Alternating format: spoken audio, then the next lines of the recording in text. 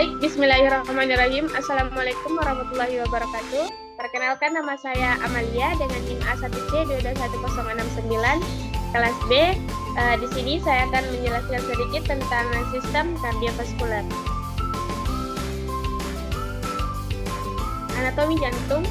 Secara anatomi, ukuran jantung sangatlah variatif. Beberapa referensi ukuran jantung manusia mendekati ukuran kepalan tangan atau dengan ukuran panjang kira-kira 5-12 cm dan lebar sekitar 3,59 cm.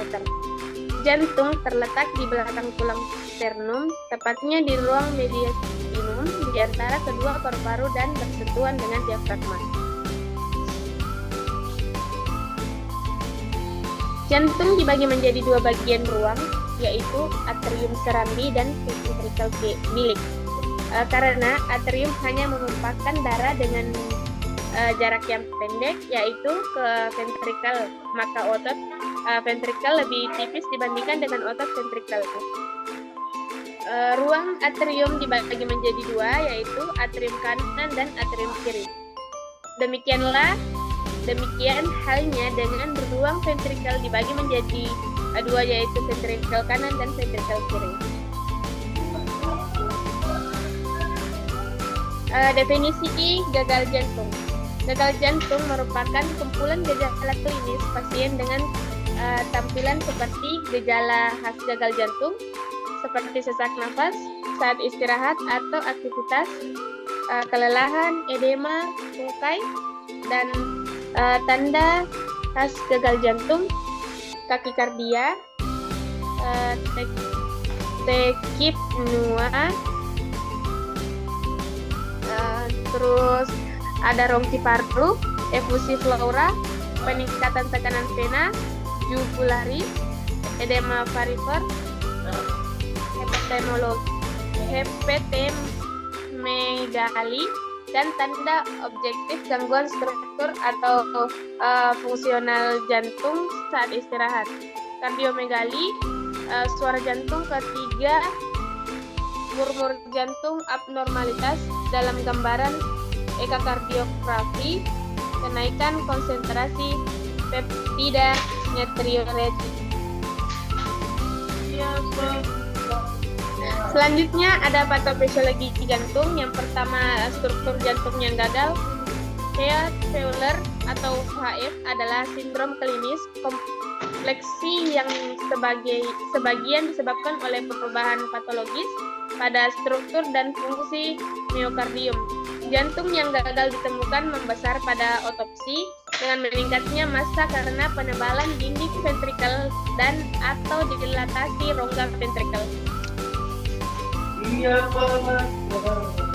Yang kedua, ada perubahan hemodinamik pada HF seperti yang ditemukan oleh ahli fisiologi pada abad ke-19 dan abad ke-12. Kelainan struktur yang berkaitan dengan gagal jantung muncul dari dan menyebabkan perubahan dalam parameter hemodinamik dasar termasuk preload, afterload, dan kontraktilitas.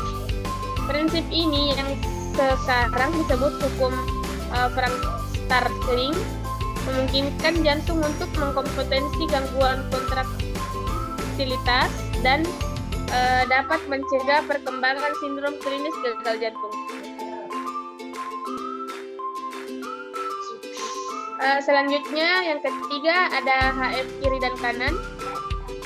Terlepas dari apakah gagal jantung muncul dalam pengaturan kontraktilitas yang dipertahankan atau berkurang, patofisiologi dan manifestasi klinisnya ditentukan oleh ventrikel yang terkena HF kiri dikaitkan dengan peningkatan tekanan pengisian LV proleot yang berhubungan secara pasif kembali ke atrium kiri LA dan kemudian melalui vena paru ke pembuluh darah paru.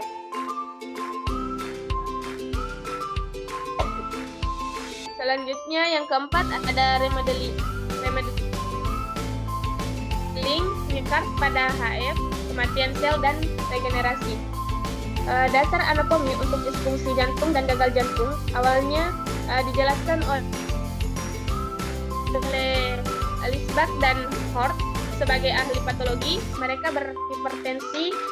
berhipotesis bahwa stres jantung kronik disebabkan atau yang menyebabkan hipertrofi jantung progresif, peningkatan ukuran kardiomyosif yang dari waktu ke waktu melebihi kapasitas pembuluh darah koroner untuk memperbaiki peningkatan massa sel.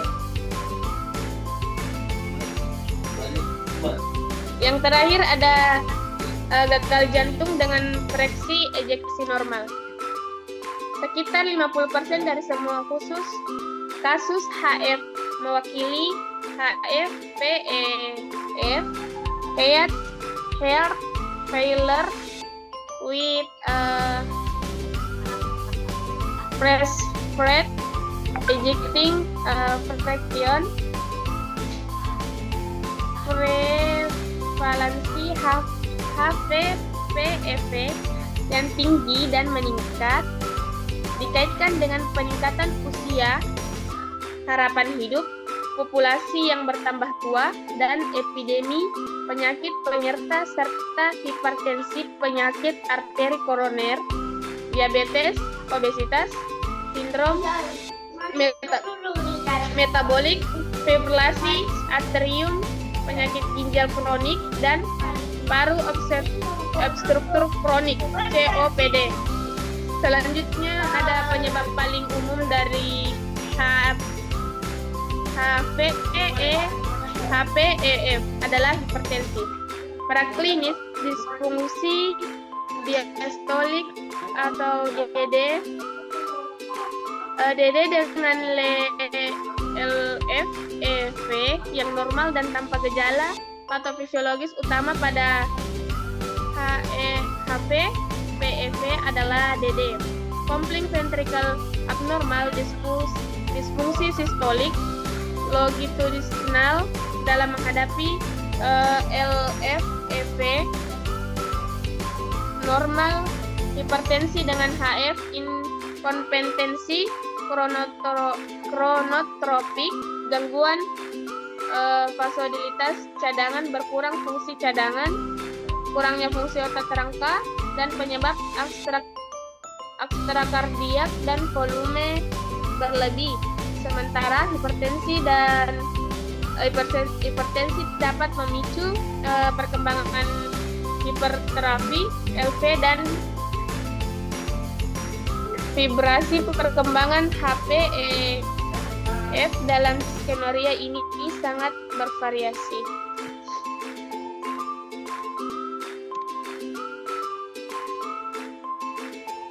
Selanjutnya ada contoh aspek. Tuan I berumur 57 tahun. Kalian masuk ke rumah sakit pada tanggal 9 Januari 2019 melalui UGD RSDR Asmak Mothar Bukit Tinggi dengan keluhan nyeri dada sesak jam 12 WIB dan menjelang ke lengan dan menjalar ke lengan bagian kiri.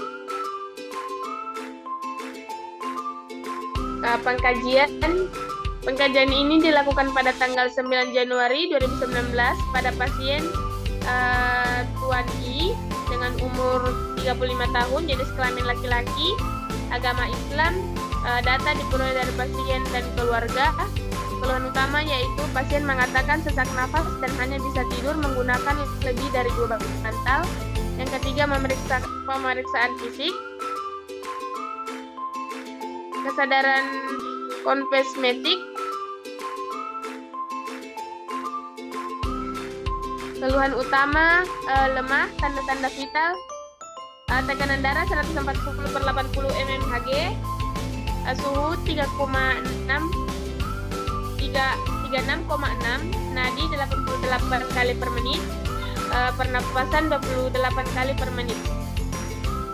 Hasil EKG HR 100, BPM RR 598, PR 35, MSQRS 35, MSQT 401, MSQTC 518, Exis minus 42, DRV 6 0,82 mV.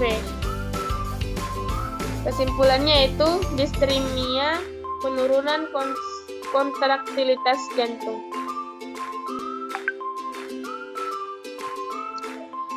Selanjutnya ada intervensi. Pola nafas tidak efektif, definisinya itu pertukaran udara inspirasi dan atau ekspirasi tidak kuat, batasan karakteristik. Yang pertama, penurunan tekanan insoirasi atau ekspirasi. Yang kedua, penularan pertukaran udara per menit. Yang ketiga, menggunakan otot pernapasan tambahan. Yang ketiga, nasal flaring. Yang keempat, nasal flaring. Yang kelima, dyspnea othepeana. Yang keenam, perubahan penyimpanan data. Yang ketujuh, nafas pendek. Yang kedelapan, tahan efek ekspirasi. Yang kesembilan, pernapasan forced lift. Yang terakhir, penularan kapasitas vital. Selanjutnya ada NOC, kriteria hasil. Yang pertama, mendemonstrasikan batuk efektif dan suara nafas yang bersih, tidak ada sionalis dan dyspnea, mampu mengeluarkan sputum, mampu bernapas dengan mudah, tidak ada forced lift. Yang kedua, menunjukkan jalan nafas yang paten, klien tidak merasakan terkekik, irama nafas, frekuensi pernapasan dan rentang normal, tidak ada suara nafas abnormal. Dan yang terakhir, tanda-tanda vital dalam rentang normal, tekanan darah, nadi, dan pernapasan. Yang selanjutnya ada NIC, Army Management. Yang pertama, buka jalan nafas, gunakan teknik shift lift atau Jarrus bila perlu. Yang kedua, posisi pasien untuk memaksimalkan ventilasi. Yang ketiga, identifikasi pasien, perlunya memasangkan alat jalan nafas buatan. Yang keempat, keluarkan sekret dan batuk atau suction. Yang kelima, auskultasi suara nafas. Catat adanya suara tambahan. Yang terakhir, monitor respirasi dan status O2.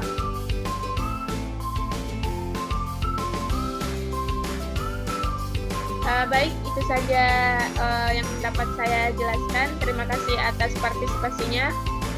Assalamualaikum warahmatullahi wabarakatuh.